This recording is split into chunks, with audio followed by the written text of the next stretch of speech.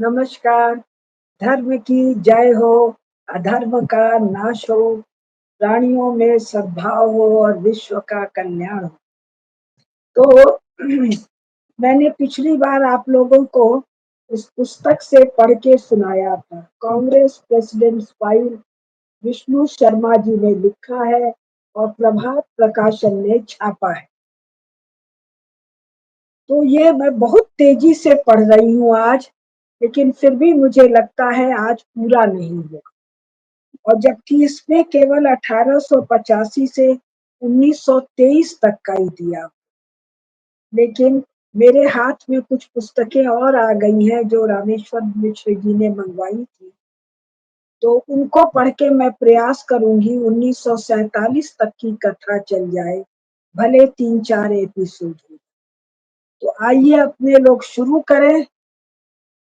मतलब मन को धक्का लगेगा ये तय है। ऐसी ऐसी बातें कि माथा घूम जाएगा, उसके लिए तैयार रहिए और सुनिए।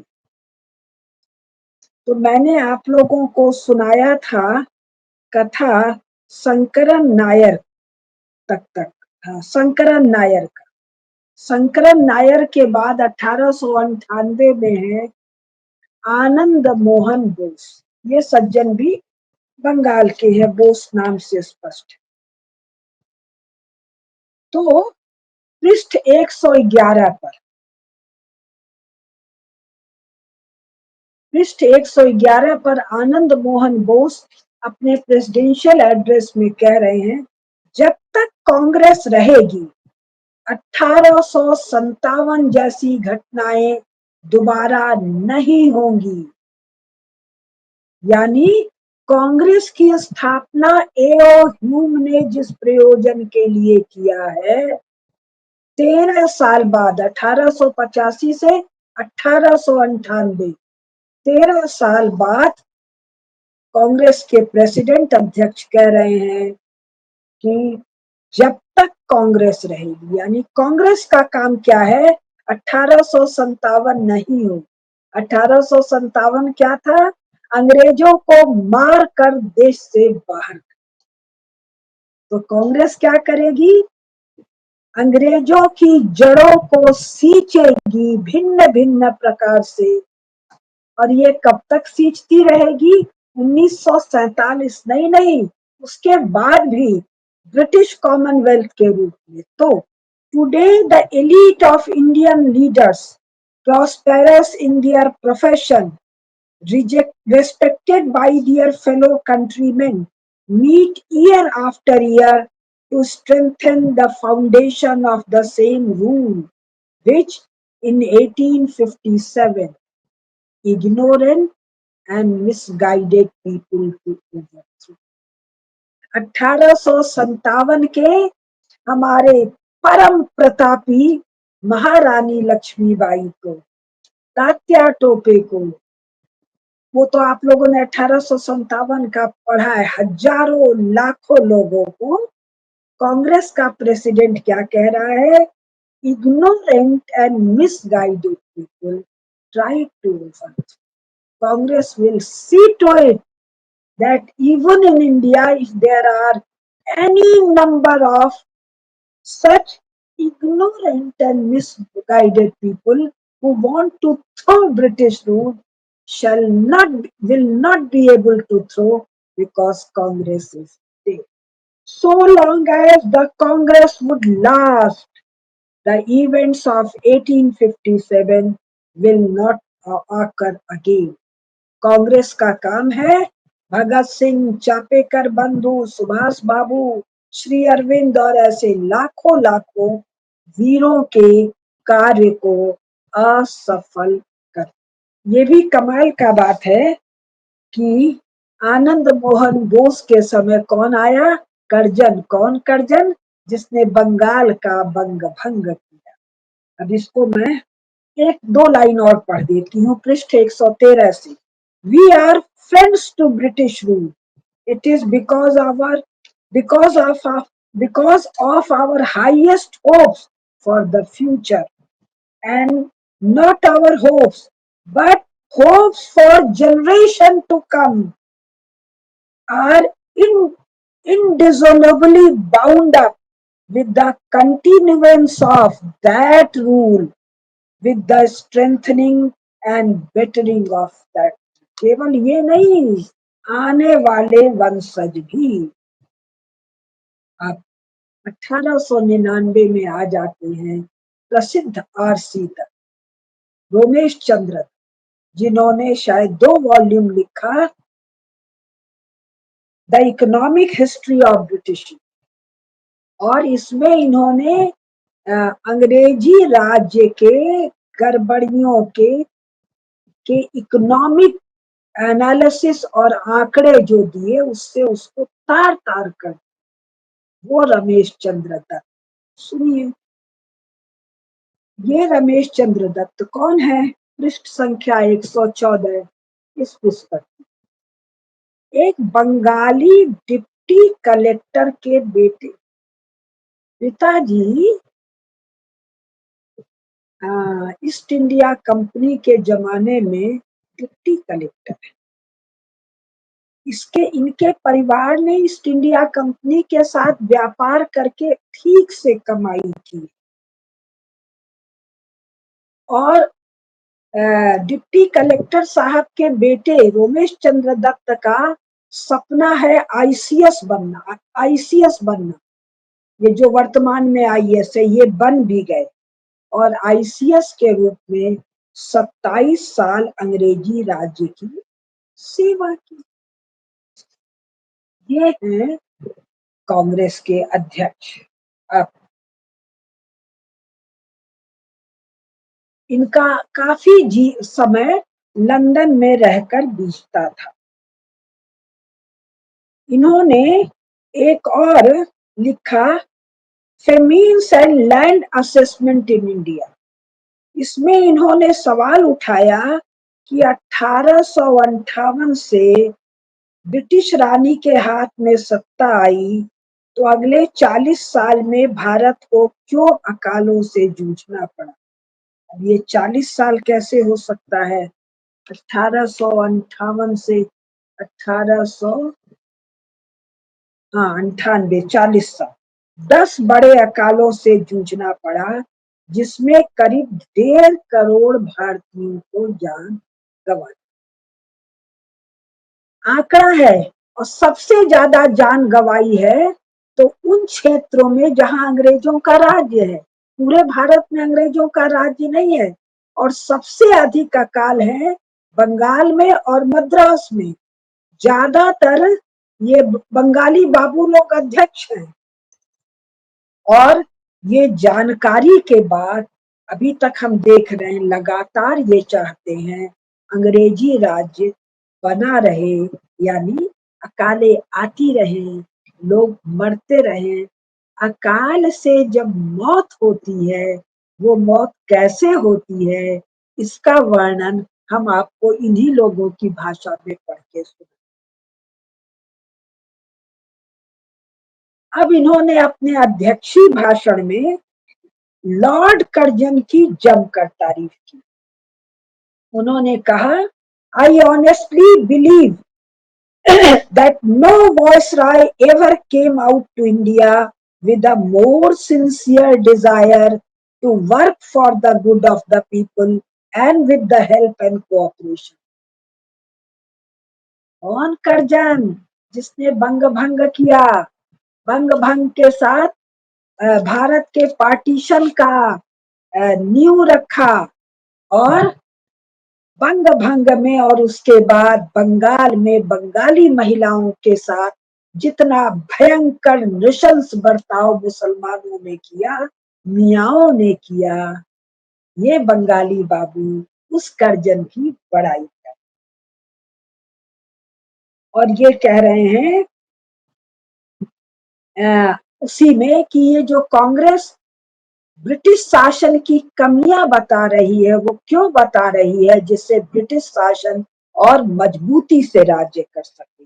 Therefore, this National Congress is doing a service to the government, the value of which cannot be overestimated. और इन 40 साल में 10 बड़े अकालों, जिसमें इनके अनुसार 1.5 करोड़ लोग मरे।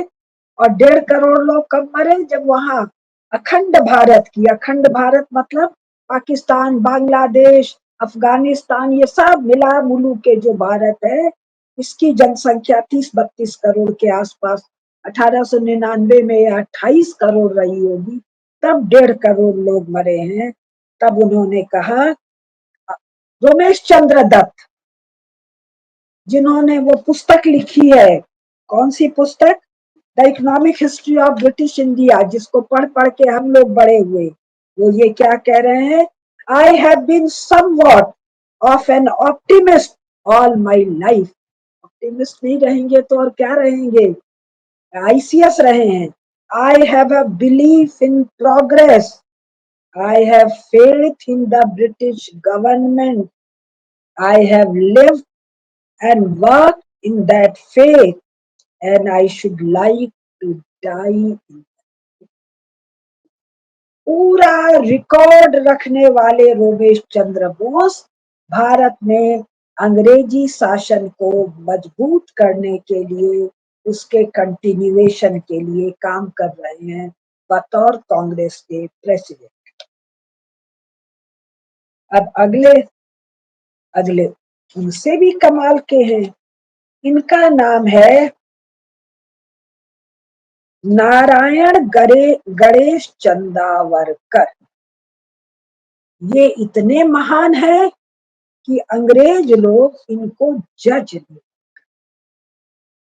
और ये वो जज हैं जिन्होंने वीर सावरकर को 2 आजन्म कैद की सजा। ये कौन है? ये कांग्रेस के अध्यक्ष हैं। पृष्ठ संख्या 120। और वीर सावरकर को 2 बार आजीवन सजा देने वाले ये रानाडे जी के दाहिने नरम दल के नेता रानाडे जी, मोहनदास करमचंद गांधी, इनके जो राजनैतिक गुरु हैं रानाडे, उनके दाहिने हाथ नारायण गणेश चंदावरकर अंग्रेजों के जमाने में अंग्रेजी शासन के जज हैं और सावरकर को दो दो जन्म की सजा देते हैं। और इसके अलावा इसमें 2 और जज थे, जस्टिस हीटन और एक जस्टिस बेसिल स्कॉट। और गांधी जी चंदावरकर जी को सर कह के बुलाया करते थे, पृष्ठ संख्या 123 पर लिखा। और वो जलियांवाले बाग वाला जो डायर है, वो अपनी पुस्तक में चंदावरकर जी की पूरी पूरी प्रशंसा करता है। कांग्रेस के अध्यक्ष, सन कौन सा है अगला रहा होगा? 1900। हाँ, चंदावरकर जी का और भी एक खास नाम है कि ये गांधी जी के असहयोग आंदोलन की इतनी भीषण निंदा करते हैं कि असहयोग की, कि बाद में गांधी जी इनके दबाव में उसको वापस लेते हैं।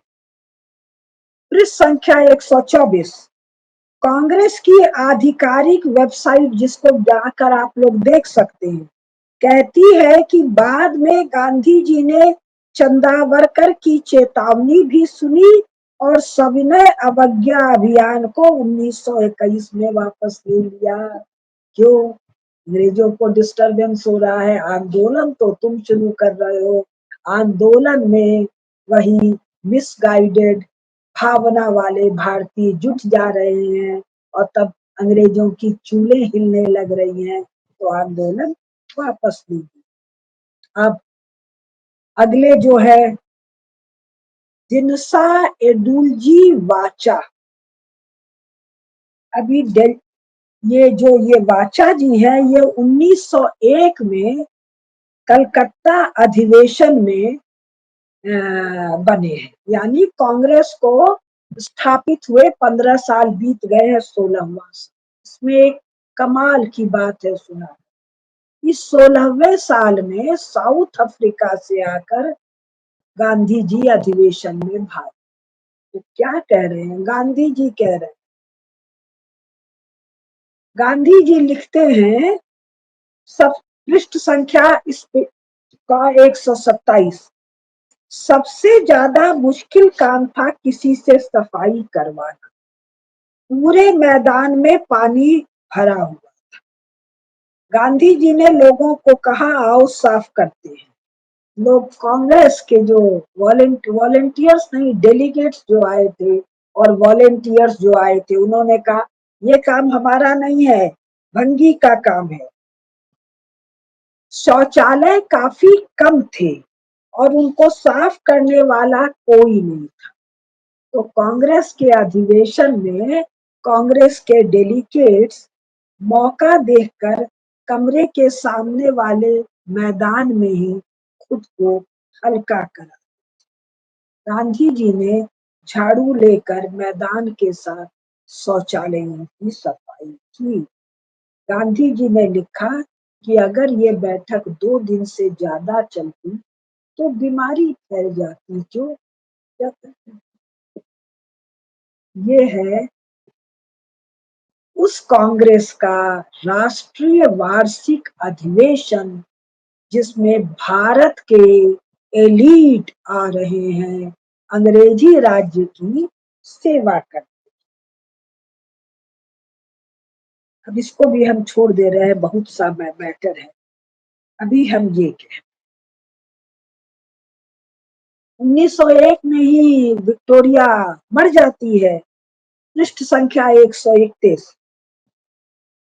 तो ये लोग तय करते हैं महारानी मर गई है, इसके ये सब स्वामी भक्त नौकर हैं, उनकी याद में भारत में मेमोरियल। तो जितने विक्टोरिया मेमोरियल हैं उसमें इन कांग्रेसी लोगों का योगदान है। In every part of the country, memorials are being raised, which are destined, like those ancient monoliths of the great Ashok, of happy memory, to perpetuate her name so long as the sun and moon endure. जब तक सूरज चांद रहेगा, रानी तेरा नाम रहेगा.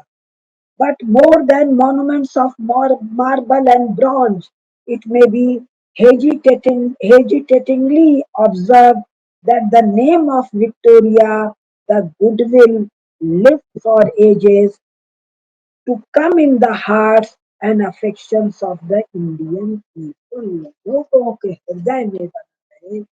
और ये जो दिनसी वाचा है, ये बड़े दुखी रहे कि रानी भारत नहीं आई। ये रानी विक्टोरिया कैसी दिखती थी, आप लोग गूगल पर जाकर देखिएगा। एक इसका फोटो देखिएगा जो कैमरा से खींचा गया, और एक पेंटिंग देखिएगा, इतनी बदसूरत, भद्दी और मोटी है कि फोटो हटाकर बाद में इसकी पेंटिंग बनाकर जगह जगह रखी। और अपने अध्यक्षीय भाषण में इन्होंने लॉर्ड कर्जन, इनका तो लॉर्ड है, की काबलियत पर अटूट आस्था जताई, क्योंकि बंग भंग तो बाद में हुआ है। अब अगले जो इनके हैं, अगले सज्जन हैं लाल मोहन घोष, इस संख्या 135। ये लाल मोहन घोष ऐसे जबरदस्त भारतीय हैं कि लंदन की डेप्टफोर्ड सीट पर 2 बार चुना, ब्रिटिश पार्लियामेंट का चुनाव लड़ रहे हैं, वो कांग्रेस के अध्यक्ष बन गए, 2 बार हार गए। यद्यपि ब्रिटेन की अंग्रेजों की पार्टी ने पहले उन्हें ग्रीनविच सीट के लिए चुना। अंग्रेजों के कैसे विश्वास पर। और लंदन में 1885 में हारने के बावजूद उनको 47.5% वोट मिला था, और दोबारा 45.3% वोट मिला था, और फ्लोरेंस नाइटिंगेल इनकी समझ नहीं है। इंग्लैंड के पार्लियामेंट का चुनाव लड़े, अंग्रेजों से वोट पाए। अब इसके बाद अगले है, ये तो पार्लियामेंट में चुनाव लड़े थे, अगले सीधे अंग्रेज को इन लोगों ने अपना अध्यक्ष बना दिया। कौन? 1904 बॉम्बे अधिवेशन के अध्यक्ष हेनरी कॉटन। भाई सीधे सीधे अंग्रेज। 1904 क्या है? 19वां साल है। कांग्रेस का अध्यक्ष, और किसने बनाया इनको? आएगा आगे, मैंने निशान लगाया है। और इन्होंने साफ साफ समझाया कि कांग्रेस का उद्देश्य है ग्रेट ब्रिटेन। ब्रिटेन माने क्या, इसको भी समझ लीजिए। इनके अनुसार इनका देश है इंग्लैंड, एक स्कॉटलैंड, एक वेल्स, एक आयरलैंड। इनको घेर घार मिला के चारों का नाम गायब हो गया, एक नया नाम आ गया ब्रिटेन, जो कि ग्रेट है इनके अनुसार, क्योंकि चार है। तो ग्रेट ब्रिटेन के संरक्षण में भारतीयों का स्वशासन। अब ये इनका चार में बने। 1905 में लाला लाजपत राय गए लंदन। तब तक बंग भंग हो चुका है। उन्होंने बंग भंग के विरोध में लंदन में भाषण किया। जब भाषण किया तो स्वाभाविक है हेनरी कॉटन ने इसका जबरदस्त, कांग्रेस के अध्यक्ष ने उसका जबरदस्त विरोध किया। और कमाल की बात यह है, लाला लाजपत राय की अगवानी में ब्रिटेन में कोई कांग्रेसी नहीं आया। मैंने भी पढ़ा तो मेरा माथा चकरा गया। बाद में ये समझ में आया कि लंदन में एक ब्रिटिश कांग्रेस कमेटी, ये किन कांग्रेसियों की कमेटी है? जो भारत में कम रहते हैं, ब्रिटेन में ज्यादा रहते हैं। तो लाला लाजपत राय की अगवानी कौन आया?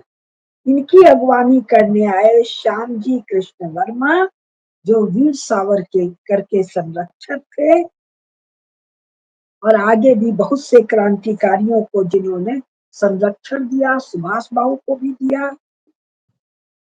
और जब कॉटन ने विरोध किया कि आप कांग्रेस के प्रतिनिधि होने के कारण बंग भंग का विरोध नहीं कर सकते, तब लाला लाजपत राय ने कहा कांग्रेस के प्रतिनिधि होने का ये मतलब नहीं है कि मैं अपने निजी विचार, यानी बंग भंग का विरोध लाला लाजपत राय कांग्रेस के प्रतिनिधि या कांग्रेस के सदस्य के रूप में नहीं। और ये कहते हैं हमने स्वाधीनता की लड़ाई, हमने कांग्रेसियों को अंग्रेजों को भगाया। हाँ बच्चा, जब अंग्रेजों को जाना उनकी मजबूरी हो गई, तो अपने नौकरों के हाथ में, और उनके नौकर नेहरू और गांधी के हाथ में शासन। और केवल नेहरू गांधी की पूरी फौज। कांग्रेस के जो नरम दल के नेता थे, कौन? जो तिलक से लड़ रहे हैं, जो लाला लाजपत राय से लड़ रहे हैं, गोखले वगैरह, ये हेनरी कॉटन की तारीफ करते हुए नहीं करते हैं, छटते हैं। बाद में अंग्रेज सब कह रहे हैं, कई तरह के अंग्रेज है ना, जैसे अपने यहाँ मोदी जी हैं और राहुल है, तो कई तरह के भारतीय, कई तरह के अंग्रेज हैं, वो सब कह रहे हैं ये सब तुमको लल्लू बना रहे हैं, लेकिन इसके बावजूद ये लोग तारीफ कर रहे हैं। अब आते हैं प्रसिद्ध रास बिहारी बोस का जब पढ़े तो मेरा माथा तो लगातार लाल मिर्ची का छौंकन लग रहा है। आगे सुन के माथा घूम गया। रास बिहारी बोस कौन है? पृष्ठ संख्या 148। ये 1907 के सूरत अधिवेशन के अध्यक्ष हैं और 1908 के मद्रास अधिवेशन। रास बिहारी बोस को ब्रिटिश सरकार companion of the order of the Indian empire, companion of the order of the star of India नियुक्त कर, एम्पायर की साथी मानती नहीं है, तमगा भी देती है, और वो तिलक महाराज को सूरत अधिवेशन से बाहर करने के लिए रास बिहारी बोस कांग्रेस के अध्यक्ष थे। 1915 में बाद में जो इन्होंने महान कार्य किया, उसके लिए अंग्रेजों ने इनको नाइट की उपाधि दी, सर रास बिहारी बोस। इतना ही नहीं, वे काउंसिल ऑफ इंडिया के सदस्य भी थे, जो सीधे वायसराय को सलाह। मुझे लगता है इन सब को लिख भी दिया जाए। रास बिहारी बोस का आप लोग सुनेंगे कि इन्होंने कई कोषों में, एक कोष में 10 लाख रुपया दान दिया। 1913 में जो 10 लाख रुपया दान दे, वो मेरी समझ से आज के दिन तो 10 करोड़ क्या 50 करोड़ 100 करोड़ के बराबर होना चाहिए। और उसके बाद 13 लाख रुपया भी दान किया। रास बिहारी बोस के पास इतना रुपया उस जमाने में आया कहाँ से, जो कांग्रेस के अध्यक्ष। अब 1907 में क्या हुआ, इसको सुनिए, इनका एक बयान सुनिए, पृष्ठ संख्या 149। I can never think that England will ever retrace her steps or forget her duty to India.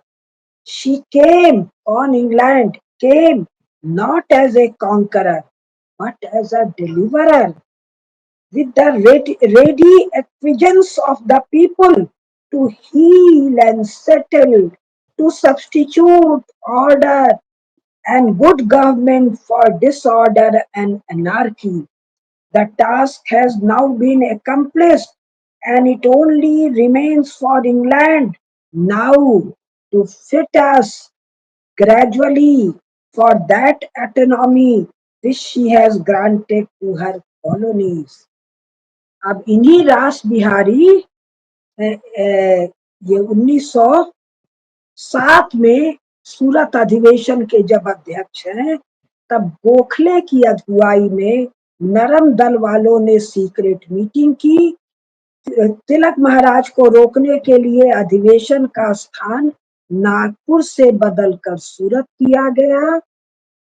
Secret meeting हुई है, क्योंकि नागपुर में तिलक महाराज की मर्जी के बिना कुछ भी मुमकिन होना संभव नहीं था। चाल कामयाब रही। सूरत में गरम दल वालों ने लाला लाजपत राय के नाम का ऐलान कर दिया। नरम दल वालों ने रास बिहारी घोष के नाम का ऐलान किया। और सूरत अधिवेशन में क्या हुआ, अंडे चले, जूते चले, टमाटर चले, कुर्सियां फेंकी गई। एक किसी ने एक जूता फेंका, जूता पहले सुरेंद्र नाथ बनर्जी कांग्रेस के अध्यक्ष के गाल में लगा, उनके गाल से टकराकर फिर दूसरे अध्यक्ष फिरोज शाह ने 1907। अब जो होता है वो पुराना विरासत है, पुराना इतिहास है, पुराना इनके वंश की परंपरा है। सूरत अधिवेशन में, जिसमें रास बिहारी बोस अध्यक्ष थे, तिलक महाराज के विरोध में पुलिस बुला ली। पुलिस किसकी है, अंग्रेजों की। तिलक महाराज यदि अध्यक्ष बनते तो स्वराज हमारा जन्मसिद्ध अधिकार है। अगर कांग्रेस में भूले भटके देशभक्त लोग आ गए तो उनको निकाल बाहर करने का काम कांग्रेस ही कर।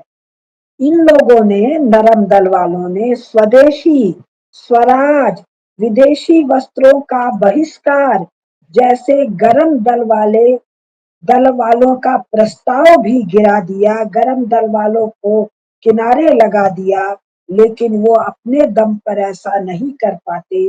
अंग्रेजी सरकार ने उनका साफ साथ दिया। मौका देखते ही सभी गरम दल वालों यानी देशभक्त नेताओं पर मुकदमे लाद दिए गए। तिलक महाराज को मांडले जेल भेज दिया गया और कांग्रेस ने अंग्रेजों के कहने से एक संविधान भी स्वीकार, एक 1907 में और एक 1947 के आसपास। इस नए संविधान का प्रयोजन था कांग्रेस को तोड़ देना, और इसकी जानकारी तिलक महाराज को नहीं थी, ऐसा विष्णु शर्मा जी कह रहे हैं, हालांकि श्री अरविंद को थी। नए संविधान को लागू करके गरम दल वालों को बाहर कर दिया गया।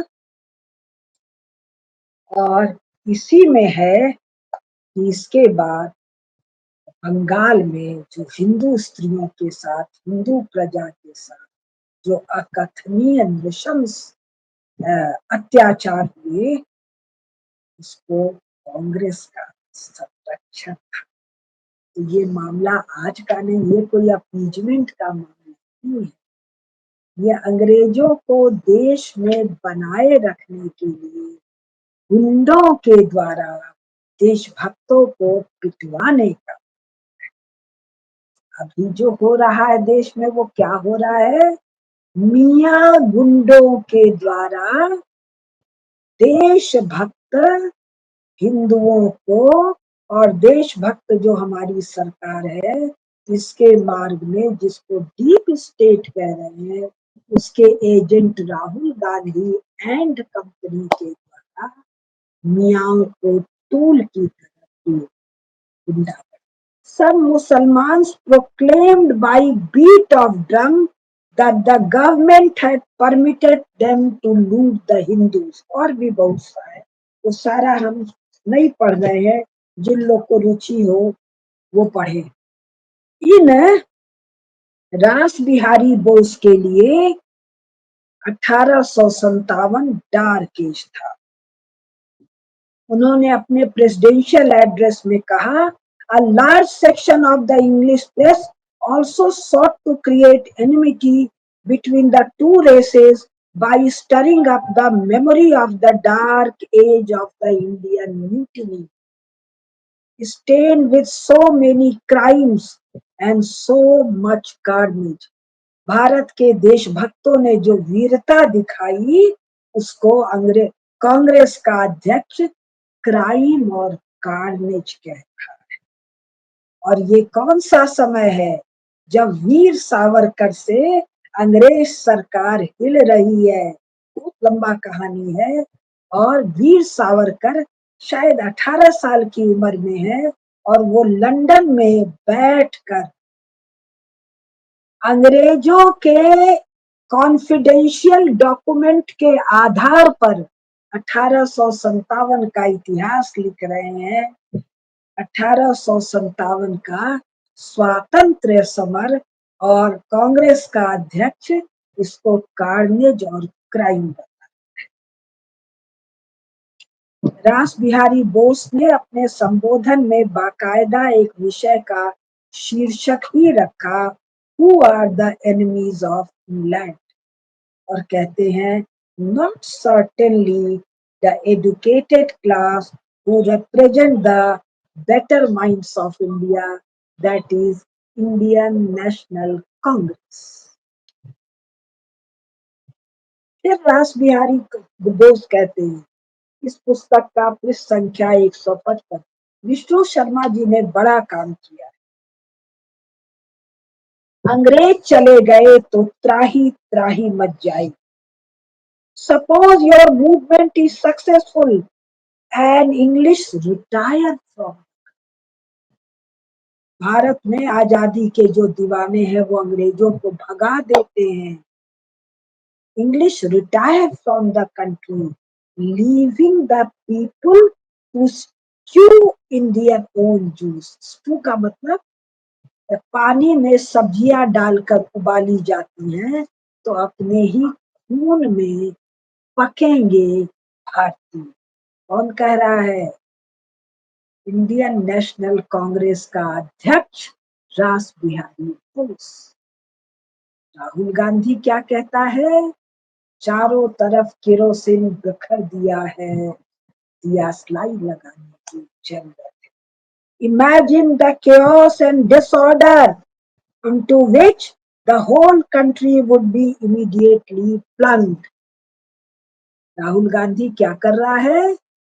Rahul Gandhi and company so called deep state, वस्तुतः जो नॉन स्टेट प्लेयर्स है उनके द्वारा भारत में क्योस, रेलवे पटरियों पर गड़बड़ी करके रेलवे दुर्घटना कराना आजकल चल रहा है। अभी मध्य प्रदेश में खबर आई है, अचानक हाथी मर रहे हैं। जो हमारे हवाई जहाज उड़ान भर रहे हैं उनमें बम लगा है। इसका अफवाह फैलाना, इसके द्वारा क्या करना? केओस उत्पन्न करना।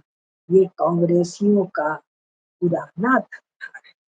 इसके लिए अंग्रेजों के राज्य को स्थायी बनाने। अभी की कांग्रेस क्या कर रही है? भारत पांचवा न बने, भारत तीसरा न बने, सबसे मजबूत देश भारत पहला और दूसरा न बने, अमेरिका बना रहे, चीन बना रहे, उनके बाबूजी बने रहे, भारत ना बने। जैसे पहले कांग्रेसियों की दाल नहीं गली, जैसे अभी फिर कांग्रेसियों एंड कंपनी की उनके अंडे बच्चों की दाल भी गई। अब ये कह रहे हैं हम कहलाने के लिए नहीं, वास्तव में बनना चाहते हैं sons of empire. We want in reality and not in mere name to be the sons of empire. ये अंग्रेज रानी के बेटे बनना चाहते हैं, भारत माता के बेटे नहीं। Our National Congress has, I need hardly remind you, from the very beginning, strictly adhered to constitutional methods of agitation and has never discouraged disloyalty of any sort of kind. It is true, like all other institutions, it has passed through the inevitable process of evolution, but it has never, दो बार कहते हैं, faltered in its loyal devotion to the empire. Loyal devotion. 1907 तक, 1907 नहीं, 1947 तक. To doubt our loyalty is to doubt our sanity. हमारी loyalty पर शंका कर रहे हो? यानी हम सेन नहीं, हम पागल हैं क्या जो हम एम्पायर के अलावा, लॉयल होने के अलावा कुछ करेंगे? We condemn from the bottom of our hearts all seditions movements, and we condemn anarchism most because it is opposed to the laws of God as well as of man. अब मैं 41 minute है, बीच में अभी दो अध्यक्ष लोगों का छोड़ के थोड़ा सा बता रही हूँ। बिशन नारायण डार कश्मीरी पंडित थे। अब ये ध्यान दीजिए, ये बने हैं किस सन में, अभी निकल आएगा। ये 1911 के कलकत्ता अधिवेशन के कांग्रेस अध्यक्ष भी चुने गए। ये कलकत्ता में आखिरी अधिवेशन था, क्योंकि उसके बाद तो दिल्ली का तैयारी हो गया है। अब यहाँ जो खास बात ये कह रहे हैं, रविंद्रनाथ ठाकुर ने जनगण मन जो लिखा, इस पर बड़ा विवाद हुआ। तो बिशन नारायण डार ने पूछा कि जनगण मन लिखने के 2 साल के भीतर ही रविंद्रनाथ ठाकुर को नोबेल अवार्ड क्यों मिल गया? वंदे मातरम की को चुना गया था। आप लोगों को याद दिला दूं कि जब 1947 के पहले कई कमेटी बनी, स्वाधीन भारत का झंडा कैसा हो, राष्ट्रगीत कैसा हो वगैरह, तो झंडा भगवा चुना गया और राष्ट्रगीत चुना गया था वंदे मातरम। गांधी जी ने हटवाया। क्यों? 1947 और उसके बाद भी कांग्रेस को सत्ता सौंपी गई थी ब्रिटेन की सेवा करने के लिए। गांधी जी उनके एजेंट हैं। गांधी जी के अपने शब्दों में गांधी जी की कथा सुनाऊंगी, तीसरे या चौथे। और वो कहते हैं कि रविन्द्रनाथ ठाकुर 26 साल तक चुप क्यों? 26 साल के बाद कोई लिपा पोती करते हैं, 26 साल तक चुप रहे। जनगण मन जो अंग्रेजों के राजा के लिए लिखा गया, उसको हम भारतीयों पर लाद दिया गया है। मैं आज के भाषण के द्वारा मांग करती हूँ, वंदे मातरम हमारा राष्ट्रगान होना चाहिए और भगवा ध्वज हमारा राष्ट्र ध्वज होना चाहिए। बिशन नारायण पहले कांग्रेस अध्यक्ष थे जो मुसलमानों के दंगाइयों के नृशंसता और निर्दयता और हिंदुओं के साथ जो सारा गड़बड़ी होता था उसके खिलाफ आवाज उठाते थे और गो हत्या के खिलाफ आवाज उठाई थी। और इन्होंने कहा था, इनका बहुत सुंदर है, इसको हम छोड़ रहे हैं, लेकिन इनका काफी अच्छा रोल है कई मामलों में। लेकिन उसके बावजूद क्या कह रहे हैं? That this Congress in humble duty respectfully tenders its most loyal homage to the throne and person of their imperial majesties, the King Emperor and Queen Empress, and feel confident that their visit to India will be productive of lasting benefit. मुसलमानों के खिलाफ बोले और भी इनके भाषण में 2 4 5 अच्छी बातें हैं, लेकिन ये भी क्या कह रहे हैं? We shall soon be welcoming to our city the greatest sovereign whom India has ever witnessed. पृष्ठ संख्या 114। इनको महाराज विक्रमादित्य, महाराज भोज, महाराज अशोक भी याद नहीं है, जिनके शान में अंग्रेज कसीदे पढ़ रहे हैं। अशोक को तो अंग्रेज कह रहे हैं। महाराज युधिष्ठिर, महाराज भरत, महाराज रामचंद्र तो इनके लिए माइथोलॉजी है। जब कांग्रेस के इस अधिवेशन में अध्यक्ष बिशन नारायण डार का अध्यक्षीय संबोधन हुआ तो ब्रिटेन के महाराज और महारानी की स्तुति वंदना भरी हुई थी। इस संख्या 174 से 175। A most loyal and heartfelt homage and welcome to their most gracious, majestic King Emperor George V and Queen Empress Mary. The countless blessings we enjoy under British rule, especially the last 50 years of our direct connection, especially है east India company भी इनके लिए, बिशन नारायण डार के लिए अत्यंत आनंददायक है। तब विष्णु शर्मा जी लिखते हैं पेज 175 पर, यह भाषण, पूरा भाषण आज किसी भी कांग्रेस के नेता को सुनाकर पूछा जाए कि भाई जब सब कुछ अच्छा चल रहा था तो आपने अंग्रेजों की कौन सी आजादी की लड़ाई लड़ी, तो उसको भी जवाब देने में दिक्कत हो जाएगी। ये भाजपाइयों, ये संघियों, जिनको जिनको जीत कर सत्ता में आना है, तो आपकी प्रिंसिपल अपोजिशन पार्टी कांग्रेस से है, इसको ये सब विष्णु शर्मा को पढ़ लो, मेरे भाषण में उसके अंश जो छांट के मैंने दिए हैं। अन्यथा कांग्रेस का इतिहास ये 3 वॉल्यूम अभी पंकज जी मंगाए हैं। कितने जनों का कलेजा है ये मोटा पोथा पढ़ने का, छांटने का। विष्णु शर्मा जी को भी पढ़ने का कलेजा नहीं है, तो मेरे भाषण सुन लो और इतना ही कर डालो। 48 मिनट हुआ है, मैं 2, 4, 5 और पढ़ लूं।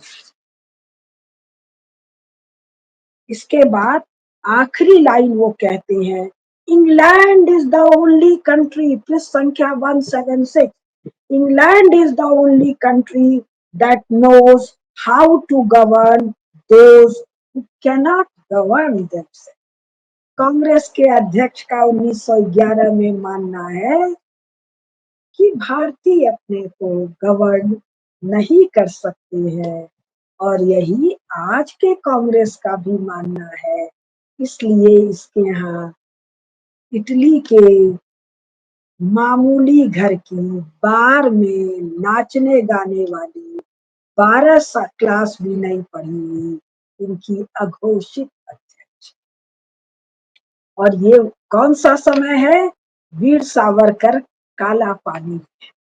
मैं बिना किताब से सब नाम नहीं ले पाती हूँ। इंग्लैंड में कितने को मार दिया गया है, भारत में कितने को मार दिया गया, मेरी थोड़ी मेमोरी की समस्या है, इसलिए अपने वीर क्रांतिकारियों का नाम मैं नहीं ले पा रही हूँ, किताब पढ़ के ही ले पाती हूँ। तो अब एक और बता दूं, फिर आज पूरा करती हूँ। ये सज्जन है रघुनाथ मुधोलकर, महाराष्ट्र के। ये 1912 में कांग्रेस के अध्यक्ष। ये भी राय बहादुर है, ये भी companion of the order of Indian empire है। ये जो मुधोलकर जी है, ये बरार प्रांत में विक्टोरिया मेमोरियल बनवाने में लगे हुए हैं।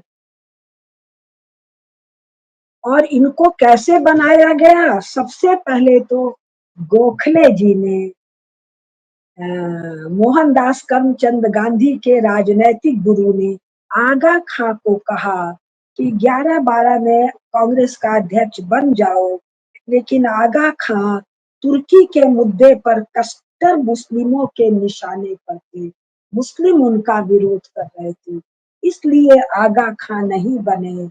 तब नाम तय हुआ इंग्लैंड के लेबर पार्टी के अध्यक्ष रैमजे मैकडोनाल्ड का। गोखले जी ने नाम किया तय कि आप कांग्रेस के अध्यक्ष बनकर, आपसे बेहतर ब्रिटिश साम्राज्य की कौन सेवा करेगा।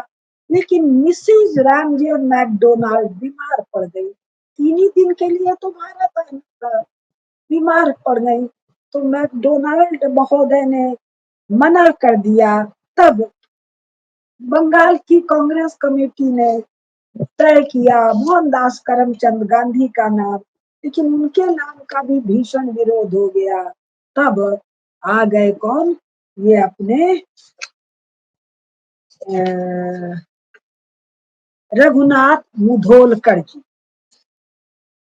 रघुनाथ मुधोलकर जी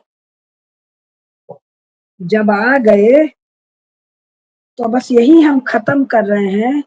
तो इस वाले भाषण के बारे में, इस वाले सम्मेलन में हमारे प्रधानमंत्री चाचा नेहरू थे 1900।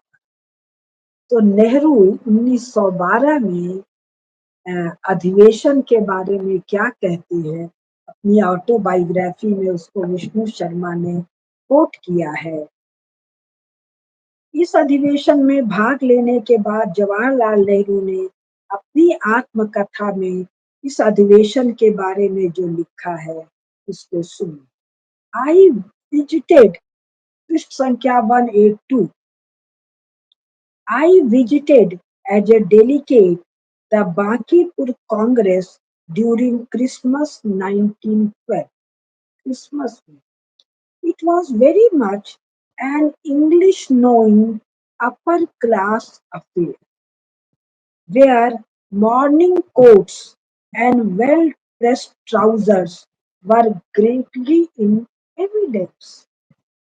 Essential, it was a social gathering with no political excitement or tension.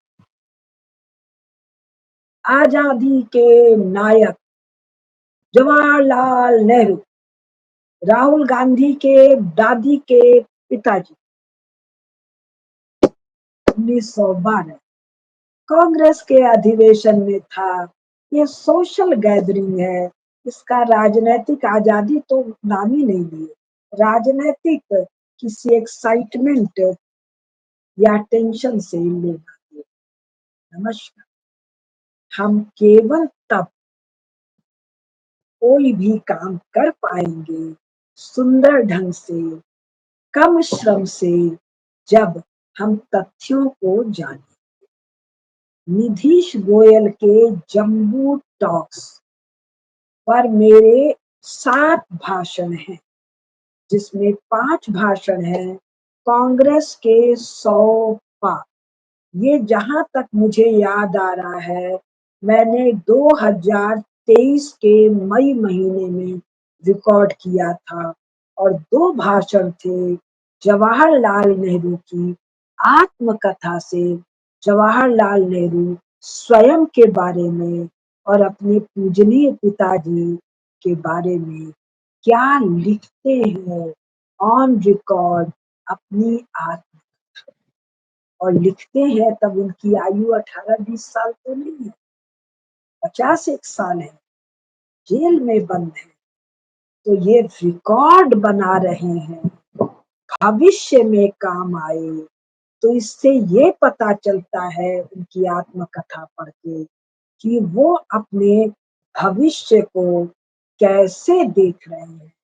वो लगातार बता रहे हैं हम कितने बड़े। तो जिनको अधिक रुचि हो, कांग्रेस के 100 पाप वाला मेरा वो 5 भाषण आप लोग सुन लीजिएगा। वो भाषण आपने पंकज जी के लेख था योग संदेश में, कांग्रेस के 75 भाषण, 75 साल जब 1947 के बाद पूरा, उसी को उठाकर मैंने उसी को आधार बनाकर मैंने 100 पाप गिनाए थे। उनके तो 100 क्या, भी एक और पुस्तक आई है जिसमें 123 पाप बताए गए, वो भी मैं आप लोगों को पढ़कर बताऊंगी। लेकिन कहाँ तक पहुंचाया है आप लोगों ने सब्सक्रिप्शन। नमस्कार। धर्म की जय हो, अधर्म का नाश हो, प्राणियों में सद्भाव हो, विश्व का कल्याण हो। हर हर